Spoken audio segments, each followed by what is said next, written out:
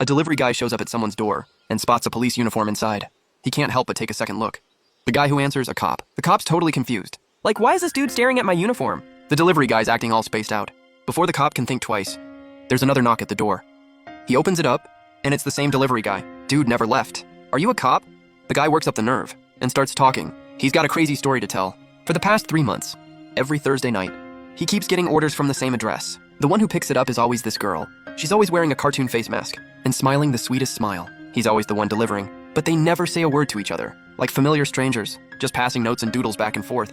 But last night, same Thursday as always, the girl ordered early, and the order looked clean. All the weird notes were gone.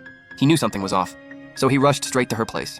He knocked and knocked. Nothing. Total silence. He's starting to panic, so he presses his ear against the door. I can hear you in there. And sure enough, there's noise inside. He figured she was just messing around. But when the door finally opened, the girl wasn't smiling anymore. She looked terrified. She grabbed the food and pinched the back of his hand hard. He's halfway down the road when it hits him. That pinch, that was a cry for help. He turns right back around, but still, no answer. He's banging so loud, the neighbor wakes up. Neighbor. What are you doing? It's the middle of the night. Guy. Delivery. Guy. I already dropped it off. Neighbor. Who are you kidding? Nobody lives there. Guy. I'm telling you, I delivered it. Neighbor. To who? Guy. She was just there. Neighbor always said keep it up and I'm calling the cops. Guy. Cops? That word snaps him out of it. He comes to his senses. He calls the police right away. Cops show up fast. The property manager says, a girl did used to live there, but 6 months ago, she died in a car accident. The cop pulls up the records and finds a death certificate. The evidence is right there, but the guy just can't accept it. He's been delivering to her for months. He hands over the order receipts, proof he's not making this up, and shows the back of his hand. But it's smooth. Not a single mark. Cop. Anyone else seen her? How is it you need a victim to file a report? Cop. Where's the victim? Cop. Did you actually see her in danger? The guy insists he's not crazy. Based on her face, someone else was in that room. To clear his name, he begs the cop to look into it. This cop, who normally minds his own business, is suddenly hooked on this mystery. He calls in a tech expert from the department, and his buddy, a therapist. The three of them gear up and head to the apartment to investigate. They get the key from the property manager. First thing, check the lock. No signs of forced entry. So what's the first step? Get a feel for the place. Has anyone been here in the last 6 months? This delivery guy, for 3 months straight, dropping off food every Thursday. Did it again last night, but he thinks she's in danger. So he calls the cops. But the cops find out she died in a car crash 6 months ago. So what you're saying is, he's been delivering food to a ghost for months? And now he thinks the ghost is in danger? And he wants police protection for a ghost? Yeah, you pretty much nailed it. That's exactly what's going on. The therapist finds a calendar on the table. It's packed with daily entries. Super organized, too. They check the fridge, untouched for months. Open it up, it's cold. They turn on the tap. Clean water comes right out. Even the toilet flushes clean. They go over the bed sheets carefully, check every inch. And then, hey, dirt. A hair strand right at the drain, with the follicle still attached. Now they're even more sure. Someone's been living here recently, and the Wi-Fi's been getting used. For a long time, too. At this point, I'm pretty sure someone's been staying here all along. What's weird is, why make it look like nobody's home? The network was never cut off. Someone's been on the computer this whole time. And logging serious hours.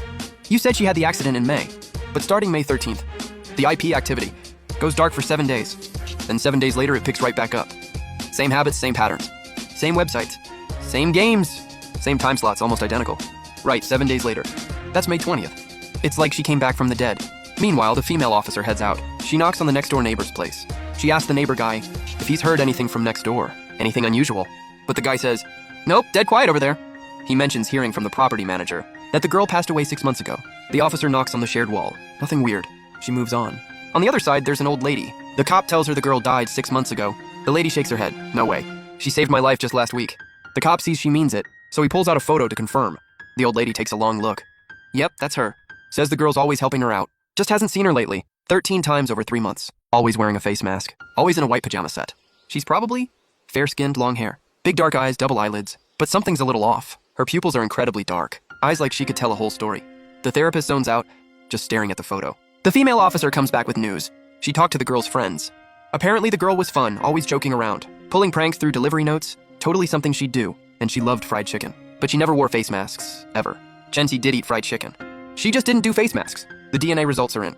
The hair isn't Chenxi's. That hits like a thunderbolt. Everyone's stunned. The cop immediately decides to go back. He tells the delivery guy to wait downstairs. They're back at the apartment. First thing, lift fingerprints off the masks. Now what? Looks like we need the forensics team. Right then, the therapist notices something. Someone across the building's filming them. Without hesitating, he bolts out of the room, heads straight to the other building, tracks down the exact unit filming them. Hey, cop, need a favor. Show me what you've been recording lately. Everything I film is totally clean. Positive content only. Good vibes all around. Not a single bad word, promise. Go ahead, check. Hey everyone, I care about you all. And I care about your health. Promise me, let's all be healthy foodies. Can we check when this was recorded? After some digging, they find the exact recording time. It was filmed last night. Everyone freezes. No way. That's the same night the girl was in trouble. The chief immediately sends out a team. They set up surveillance overnight. You two get to Chen Chi's place. Watch it, don't move. See if Yu Lang Lang comes back. 2 officers slip inside quietly. Eyes on everything. Anyone suspicious? Can't tell anything from this. If she's really dead, I say it doesn't look good. But if she's alive, how did she leave without anyone hearing? Maybe she used music to cover it up? Old building, no cameras. Hard to say anything for sure.